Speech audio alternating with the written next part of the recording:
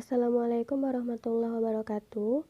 Di sini kami dari kelompok 6 yang beranggotakan Depi Damayati, Hani Handitri, Kori Sofia, Novita Triana Lestari, Roma Pestauli Situmorang, dan Pini Cahya Ilhami.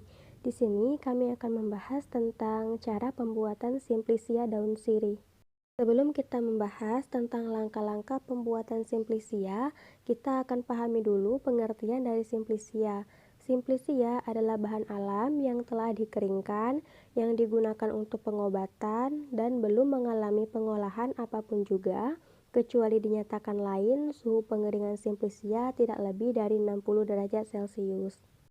Selanjutnya, pada pembuatan simplisia ini kita menggunakan daun sirih, maka sebaiknya kita tahu dulu klasifikasi atau taksonomi dari tanaman sirih. Tanaman sirih, kingdomnya Plantae, divisinya Magnoliophyta, kelasnya Magnoliopsida, ordonya Piperales, familinya Piperaceae, genusnya Piper, dan spesiesnya Piper beetle. Di sini kita akan membahas langkah-langkah dari pembuatan simplisia.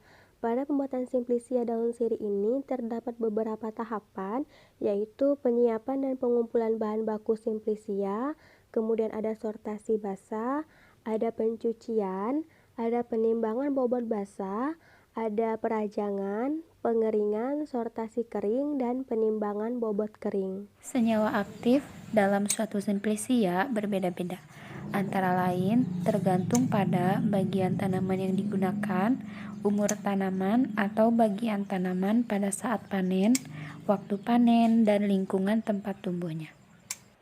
Lalu ada sortasi basah yang bertujuan untuk memisahkan kotoran atau bahan asing dari bahan simplisia. Artinya, pada daun itu terdapat bahan asing seperti tanah, kerikil, rumput, akar, atau pengotor lainnya, maka harus dibuang. Contohnya adalah tanah. Tanah itu banyak mengandung macam mikroba, maka harus melakukan pembersihan terlebih dahulu untuk mengurangi mikroba tersebut.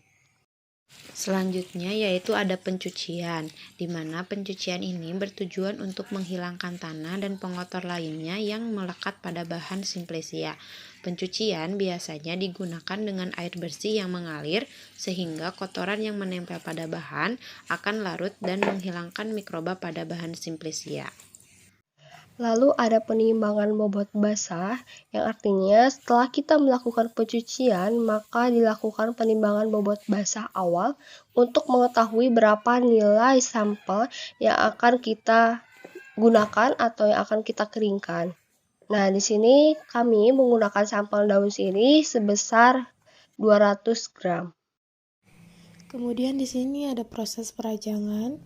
Proses perajangan bahan simplisia bertujuan untuk mempermudah proses pengeringan, pengepakan, dan penggilingan. Perajangan dapat dilakukan dengan menggunakan pisau atau gunting, sehingga diperoleh irisan tipis atau potongan dengan ukuran yang dikehendaki atau yang diinginkan. Lalu melakukan pengeringan yang bertujuan untuk mendapatkan simplisia yang tidak mudah rusak dan dapat disimpan dalam waktu yang sangat lama.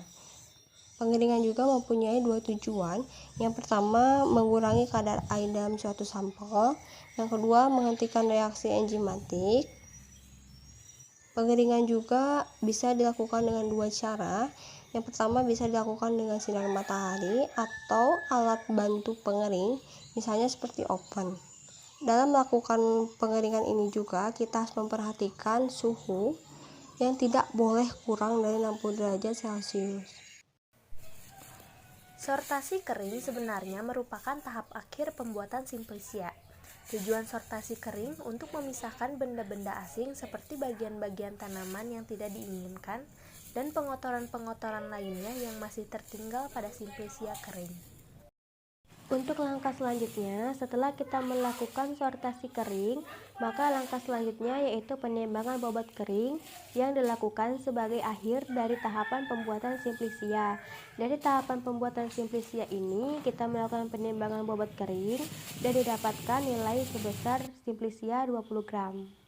Yang selanjutnya yaitu kesimpulan dari langkah-langkah pembuatan simplisia yang sudah kita lakukan, mulai dari penyiapan dan pengumpulan bahan baku, sortasi basah, pencucian, penimbangan bobot basah, perajangan, pengeringan, sortasi kering, dan penimbangan bobot kering, maka kita dapatkan kesimpulan bahwa nilai awal dari pembuatan simplisia ini adalah 200 gram dan bobot akhir dari penimbangan bobot kering itu kita dapatkan simplisia sebanyak 20 gram. Untuk yang selanjutnya adalah bentuk makroskopik dari simplisia siri, berbentuk bulat telur sampai lonjong, pangkalnya berbentuk jantung atau agak bulat, sedikit berlekuk, tepi daunnya rata, agak menggulung, ujungnya runcing sampai meruncing, permukaan bawahnya kasar, kusam, berwarna lebih muda dari permukaan atas, kemudian pertulangan daunnya melengkung, pada permukaan atas agak tenggelam, permukaan bawahnya menonjol, terlihat bercak transparan di bawah sinar matahari, tangkai daunnya bulat, warna hijau kecoklatan hingga coklat, baunya khas dan rasanya pedas. Demikianlah pembahasan tentang langkah-langkah pembuatan simplisia daun sirih yang dapat kami sampaikan. Terima kasih banyak atas perhatiannya dan semoga bermanfaat. Wassalamualaikum warahmatullahi wabarakatuh.